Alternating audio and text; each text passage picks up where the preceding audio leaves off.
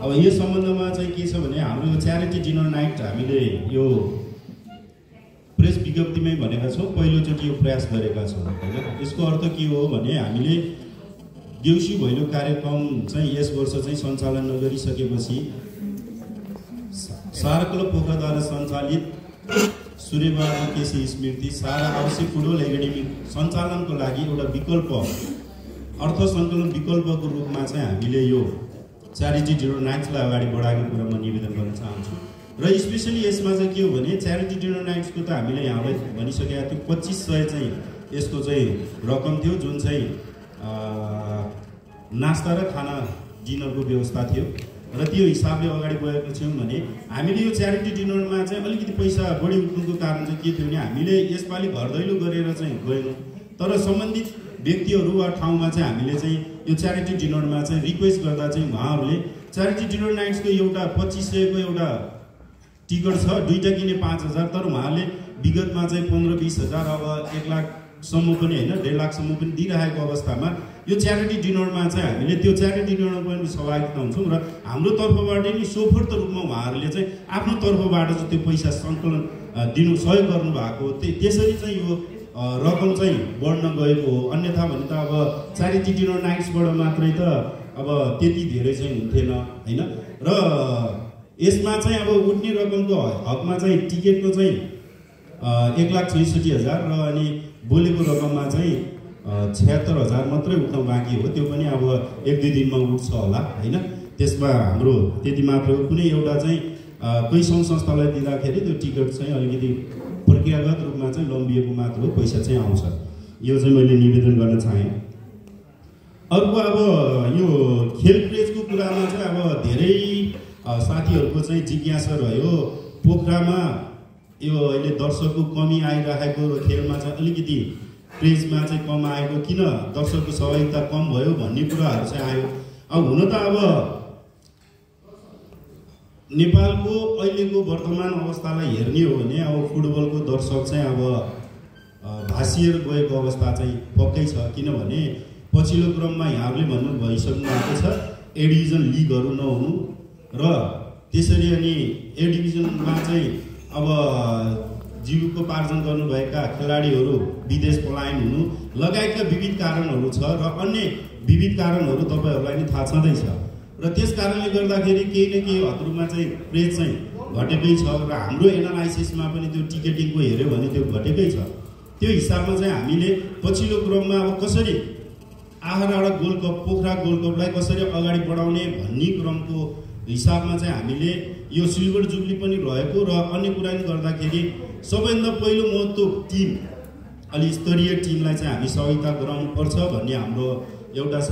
अर्को चाहिँ फुटबल ग्राउन्डमा हेऱ्यौँ भने तपाईँ हामीले हेऱ्यौँ भने अलिकति पहिलाको रेसियो र अहिलेको रेसियोमा हेऱ्यौँ भने अभियसली अब युथ हैन जुन चाहिँ उमेरका साथीहरू हुन्छन् हैन उनीहरूको चाहिँ सहभागिता कम भएको हामीले भिजुअलबाट पनि देखिन्छ। त्यस कारणले पनि अब पछिल्लो क्रममा युथहरू धेरै घरभित्र बस्ने र एउटा सोसियल मिडियामा मात्रै बढी व्यस्त भएको अवस्थालाई हेर्दाखेरि अब हामीले दर्शक बढाउनको लागि एउटा सोसियल मिडियालाई चाहिँ एकदमै राम्रोसँग चाहिँ अब ह्यान्ड टु ह्यान्ड जाने हिसाबले सूचनाको प्रवाह गर्नुपर्ने किसिमले हामीले अगाडि बढ्नुपर्ने आवश्यकतालाई हामीले अवलाएका छौँ र यसमा चाहिँ सम्बन्धित अब संस्थाहरू जसले चाहिँ त्यसमा चाहिँ कार्य गर्नुहुन्छ डिजिटलको रूपमा र अन्य कुरामा र उहाँहरूसँग चाहिँ सहकार्य गरेर अगाडि बढ्ने कुरामा चाहिँ हामी अगाडि बढिरहेका छौँ। अब टिमको हकमा चाहिँ अब अघि महानगरपालिकाको हिसाबले पनि अब संरक्षणको एउटा हिसाबले वडा नम्बर 9 को अध्यक्षज्यूले पनि भनिसक्नु भएको छ र हामीले मेयर साहबसँग पनि धेरैचोटि चाहिँ अब संवाद गरिसकेका छौँ र हामी अब यही हप्ताभित्र नै मेयर साहबसँग भेट्छौँ र कुनै पनि उहाँलाई हामीले अनुरोध के गरेका छौँ भने पोखरा महानगरपालिकाको भगिनी सम्बन्ध भएका धेरै देशका सिस्टर सिटीहरू होइन छन्, उनीहरूकोबाट चाहिँ 1-2वटा टिम भए पनि महानगरपालिका थ्रुबाट चाहिँ ल्याउने हामीले प्रयास गर्नेछौँ र सम्भवतः त्यो प्रयास सफल हुनेछ भन्ने हामीलाई विश्वास लाग्छ। र अर्को चाहिँ अब हामीले एम्फा केन्द्रीय अध्यक्षले पनि हामीले एउटा राम्रो टिम यो साउथ एसियनबाट चाहिँ एउटा राम्रो टिम चाहिँ अब हाम्रो चाहिँ यो टिमको लागि चाहिँ उहाँलाई नै हामीले अनुरोध गरेका छौँ र त्यो अनुरोध चाहिँ एउटा टिमलाई बलियो बनाउने हिसाबले हामी सहयोगिता बनाउने हिसाबले अगाडि बढ्छौँ र जस अनुसार चाहिँ हामीले विदेशी टिम 3टा र अब ए डिभिजनको क्लबका टिम ओसल अनि आयोजक सारा क्लब भइ नै आयो। अब रह्यो आयोजक सारा क्लबको टिम कस्तो हुन्छ, टिम जहिले पनि हामीले बनाउने स्ट्रङ नै हो, तर समय सापेक्ष खेलाडीहरूको अभावको कारणले गर्दा हामी पनि त्यसमा चाहिँ मारमा चाहिँ पर्छौँ। अभियसली पनि यहाँको जिज्ञासा रह्यो आहारा गोल्ड कप चाहिँ सारा क्लबबाट सञ्चालित कठिन परिस्थितिमा विपन्न वर्गका बालकहरूको एकाडेमीबाट किन एउटा टिम भएन भन्ने सम्भवतः हाम्रो छनौट पनि गलत हुनसक्छ, उद्देश्य राम्रो भए पनि होइन। किनभने हामीले त्यहाँ टोटल फुटबल मात्रै खेल्ने खेलाडीहरूलाई त्यहाँ चाहिँ समावेश गरेका हुँदैन। त्यहाँ चाहिँ कठिन परिस्थितिमा विपन्न वर्गका बालकहरूलाई एउटा क्राइटेरियामा ल्याएर उहाँहरूलाई अनि फुटबलको माध्यमबाट चाहिँ अगाडि बढाउन खोजिरहेको अवस्था चाहिँ हो। र पनि हामी चाहिँ प्रत्येक ब्याजहरूबाट जसरी आयो भने तपाईँले अघिल्लो ब्याज अब पहिला घरबाट आउने लैजानेबाट अनिल गुरुङ विष्णु गुरुङ लगायत थियो भने पछिल्लो ब्याजमा चाहिँ फेरि दोस्रो ब्याजमा हाम्रो चाहिँ अब अजित भण्डारी अनि त्यसरी आइरहेको थियो भने पछिल्लो ब्याजमा चाहिँ लक्ष्मण होइन जीसी र अहिलेको पनि विशाल नेपाली चाहिँ अन्डर 23 खेलिरहेको छ भन्दा एक दुईजना चाहिँ हाम्रो चाहिँ छन्। अहिलेको पनि अब मुकुन्द न्युरे चाहिँ अन्डर के अरे क्लबमा पनि के अरे क्लोज गेममा पनि उहाँलाई बोलाएको अवस्था छ, नभएको चाहिँ होइन। तर चाहिँ के भयो भने एउटा सायद हामीलाई पनि लाग्छ त्यो हाम्रो उद्देश्यको एउटा पाटा र फुटबल खेलाडी निकाल्ने एउटा पाटामा एउटा द्वन्द्वको कारणले पनि अलिकति खेलाडी चाहिँ हाम्रो एकाडेमीबाट चाहिँ निस्किन नसकेको हो कि भन्ने कुरा हो। र अन्य कुरा चाहिँ अब पछिल्लो क्रममा चाहिँ सारा क्लबले मात्रै होइन अन्य क्लबहरूले पनि एकाडेमीहरू सञ्चालन गरेको छ र जसमा एन्फा कास्कीले पनि गरिरहेको छ भने पछिल्लो क्रमबाट चाहिँ अब कास्कीबाट चाहिँ खेलाडीहरू उत्पादन भइरहेको छ।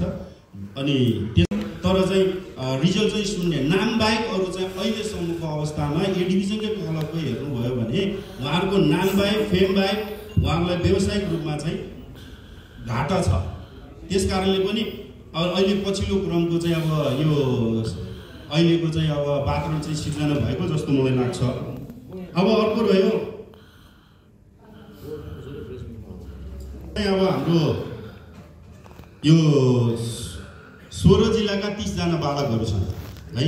उनीहरू चाहिँ अब हिमालदेखि तराई अब सुदूरपश्चिम देवनबाट पूर्वसम्मको छन् र उनीहरूको हामीले आवासीय रूपमै राख्छौँ। यहाँहरू सम्पूर्णलाई थाहा छ शिक्षा खानपान सबै कुराहरू हामीले नै बिहोर्ने गरेका छौँ। र अघिल्लो वर्षको मात्रै यहाँहरूले अडिट रिपोर्टमा हेर्नुभयो भने 42 लाख खर्च चाहिँ त्यसमा रहेको छ र त्यो खर्चको हिसाबमा चाहिँ पछिल्लो क्रममा यहाँलाई जानकारी दिँदाखेरि हामीले 10 वर्षको चाहिँ हामीले कन्ट्र्याक्ट चाहिँ हामी केसी परिवारहरूबाट नै भएको छ र उहाँहरूबाट चाहिँ वार्षिक 15 लाख रुपियाँ चाहिँ हामीलाई चाहिँ नगद प्राप्त हुन्छ उहाँको परिवारबाट। अब 3 जना दाजुभाइबाट हो क्या उहाँहरूबाट चाहिँ 15 लाख हामीले प्राप्त होइन। अनि मम्मीसँगै सहयोग गरेर त्यसरी पाउँछौँ भने अब अनि अर्को चाहिँ के छ भन्दाखेरि हाम्रो चाहिँ एकाडेमीको चाहिँ सञ्चालनको लागि चाहिँ 3 करोड 47 लाख चाहिँ हाम्रो चाहिँ अक्षय कोषमा छ। तर त्यो अक्षय कोषको चाहिँ अहिले पछिल्लो क्रमको यो ब्याङ्कको यो ब्याज दरले गर्दाखेरि हिजोको अक्षय कोषको ब्याज दरबाट अहिलेको अक्षय कोषमा 50% नै डाउन छ। अब त्यहाँहरूले अनुमान गर्न लाउन सक्नुहुन्छ। त्यसले गर्दाखेरि अलिकति एकाडेमी सञ्चालन गर्न चाहिँ अलिक गाह्रो हुन्छ कि भन्ने हिसाबले हामीले यो विकल्पका कुराहरू गरेका हौँ होइन। जसरी जुन चाहिँ अहिले च्यारिटी डिनर नाइटले चाहिँ अहिले लगभग 17 लाख आएको छ भने यसको मुख्य काम भनेको नै हाम्रो सहयोगार्थ भनेको नि त्यही एकाडेमी सञ्चालन हो। यो पैसा जाने नै त्यही हो, हाम्रो अङ्क जाँदैन। त्यो यहाँहरूलाई म निवेदन गर्न चाहन्छु। र त्यस अर्थमा पनि अब करिब 17 लाखको हाराहारीमा ब्याज आयो 15 लाख, यो 17 लाख भने 17 दुना 34 15 भन्यो भने 44 त्यो हिसाबले गयो भने अब यो वर्षलाई केही हदरूपमा एकाडेमीलाई सञ्चालन गर्नमा हामीले केही कठिनाइ नहोला। र अब हामी चाहिँ यो 25औं आहारा गोल्ड कप जुन चाहिँ पोखरा गोल्ड कप छ, जुन चाहिँ मेरो पछाडि पनि यहाँहरूले देख्नु भएको छ, अहिलेको लोगो पनि हामीले त्यहाँ रिभिल गरेका छौँ। कति यहाँले ख्याल गर्नु भएको छ या छैन होइन त्यो लोगो। अब हामी चाहिँ यतातिर बढ्दैछौँ र यसलाई एउटा ग्रान्ड रूपमा चाहिँ अगाडि बढाउने सोचमा छौँ, जसमा टिमको सहभागिता हुनसक्छ वा अन्य व्यावसायिक के अरे व्यवस्थापनका कुराहरू लगायत अरू धेरै कुराहरू हामी गर्नेछौँ। र त्यसको फेरि पनि यहाँहरूको माझमा हाम्रा कार्यक्रमहरू लिएर आउने नै छौँ। अनि अर्को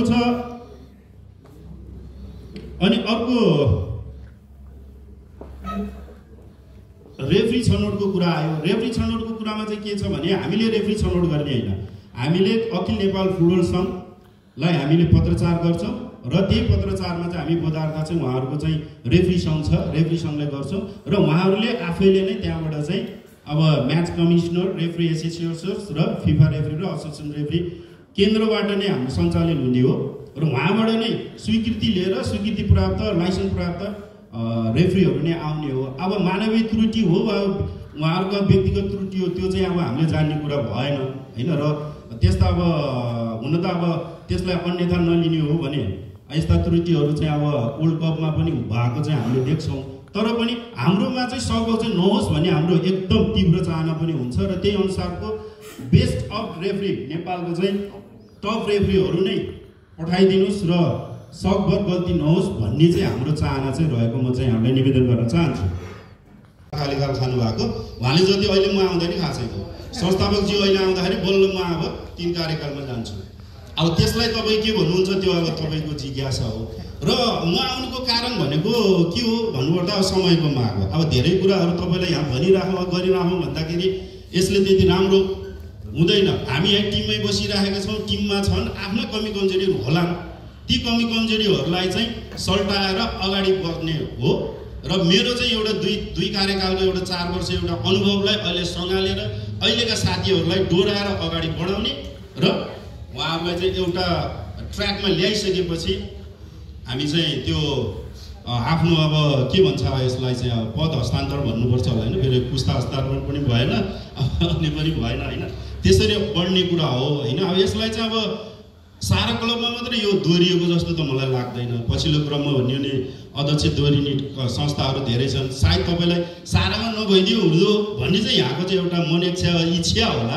अब भइदियो त्यो चाहिँ अब विविध कारणहरू छन् त्यसमा। विश्व जगतसम्म पुर्याउनलाई हाम्रो जुन पत्रकार महासङ्घमा आबद्ध पत्रकार मित्रहरू भूमिका छ त्यो चाहिँ त हामी कहिले पनि बिर्सन सक्दैनौँ। यो अवश्य यहाँहरूको सहयोगलाई सारा क्लब सदस्य नमस्कार। सारा क्लब पोखराले 2058 सालबाट पोखरा रङ्गशालामा निरन्तर सञ्चालन गर्दै आएको राष्ट्रिय अन्तर्राष्ट्रिय अन्तर क्लब आमन्त्रित आहारा र पोखरा गोल्ड कपको 25औं संस्करण अर्थात् आहारा र पोखरा गोल्ड कपको रजत जयन्ती फुटबल प्रतियोगिता सञ्चालनको लागि अखिल नेपाल फुटबल सङ्घबाट यही 2082 माघ 27 बाट 2082 फागुन 9 गतेसम्मको समय तालिका प्राप्त भएको जानकारी गराउन चाहन्छु। यस प्रतियोगिताको मुख्य प्रायोजक आहारा र चाउचाउको उत्पादक हिमसेनी फुड्स प्रणाली, संरक्षक पोखरा महानगरपालिका, विशेष सहयोग राष्ट्रिय खेलकुद परिषद, गण्डकी प्रदेश खेलकुद परिषद, कास्की जिल्ला खेलकुद विकास समिति, अखिल नेपाल फुटबल सङ्घ, कास्की जिल्ला फुटबल सङ्घ सह उपप्रायोजक पोखरा महानगरपालिका वडा नम्बर 9 रहेको कुरा म यहाँलाई जानकारी गराउन चाहन्छु। साथै सारा क्लब पोखराले सञ्चालन गर्दै आइरहेको सुरुवात केसी स्मृति सारा आवासीय फुटबल एकाडेमीको सहयोगार्थ हरेक वर्ष नेपालीहरूको महान चाड तिहारमा देउसी भैलो कार्यक्रम सञ्चालन गर्दै आएकोमा यस वर्ष पहिलोपटक मिति 2082 कार्तिक 14 गते सारा च्यारिटी डिनर नाइट कार्यक्रम आयोजन गरिएको थियो। उक्त सम्पन्न भएको कार्यक्रमको आयव्यय पनि यसै कार्यक्रम मार्फत सार्वजनिक गर्न गइरहेको बेहोरा जानकारी गराउँदै यसको विवरण निम्नानुसार रहेको छ। मञ्च यो खर्च विवरणमा मञ्चको डेकोरेसनतर्फ 8,700, खाजा खानामा 5,83,497, कलाकार प्रोत्साहन 35,354, फोटो तथा भिडियोग्राफी 40,000, यातायात 10,000 गरी जम्मा 6,77,551 खर्च भएको छ भने हामीलाई आयतर्फ टिकटबाट नगद उठेको 10,87,500, नगद सहयोग 10,89,677 र अब उठ्न बाँकी 2,42,000 गरी जम्मा 24,19,177 रुपियाँहरू आय भएको छ र यसरी उठ्न बाँकी रहेको रकमलाई समेत जोड्दाखेरि हामीले यो मुनाफा सबभन्दा बारेमा विवरण आइसकेको छ। मैले बोल्नु जरुरी मैले सम्झिनँ। अब मैले के भन्न चाहेँ भने अब आउँदो यो क्लब छ मेरो आदरणीय बुवा सूर्यबहादुर केसी, स्वर्गीय सूर्यबहादुर केसीको निकट भएको हुनाले हामी पनि उहाँकै पद चिन्हमा हिँड्दैछौँ। सायद यो क्लबसँग उहाँको धेरै एउटा भित्री मनदेखिको एउटा लगाउ माया र त्यो आफ्नो कम्पनीको एउटा एसोसिएसन त थियो, एउटा सहकारी त थियो, त्यही पनि प्रायोजकको भन्दा नि हाम्रो एउटा रिलेसन, एउटा पारिवारिक रिलेसन चाहिँ एउटा हजुरलाई विदित गराए। हामी हर्षित छौँ योसँग हाम्रो सहकारी पाउनु गर्दाखेरि मैले पटक भनिरहेको छु। अब तपाईँहरूलाई मैले के भन्ने, अब सबै काम तपाईँले त्यो राम्रो गर्नुभएको छ, धेरै भन्ने ठाउँ केही पनि छैन। 25औँ राणा आहा कप जुन आउँदैछ, अब प्रायोजकको नाताले मैले हाम्रो चौचौको अहिले अब विगत 40 वर्षबाट चलिरहेको चौचौको म अलिकति मैले यसलाई निहालेर मैले हेर्छु, मेरो बुवाको एकदम उद्योगी भनेर चिनाएकै कम्पनी हो, मैले तपाईँलाई भन्नैपर्छ। सायद तपाईँले मन पराइदिनु भएको छ, अझै मन पराइदिनुहोस्। 25औँ राणा आहा कपको अब मिटिङ आएछ, धन्यवाद छ यिनीहरूलाई। अब राम्रोसँग सञ्चालन होस्, राम्रोसँग सफल होस्। पत्रकार महोदयहरू, हाम्रो आदरणीय वरिष्ठ धेरै मित्रहरूको नाम यहाँ लिँदाखेरि मैले के लिन्छु, तपाईँहरूले गर्नुभएको कामको म हृदयदेखि कृतज्ञता गर्छु। कार्यक्रमको अब यो आउने राणाका आहाका अझै राम्रोसँग सफलता गरौँ। हाम्रो विशेष पर्व यो रजत महोत्सव हो, त्यही भएर अझै राम्रोसँग यसलाई समर्पण गरौँ। धन्यवाद छ। यस क्लबका अध्यक्ष आदरणीय अलिक कम हुँदै जान सक्छ कि भन्ने एउटा जिज्ञासा क्या। किनभने अब हामीले चाहिँ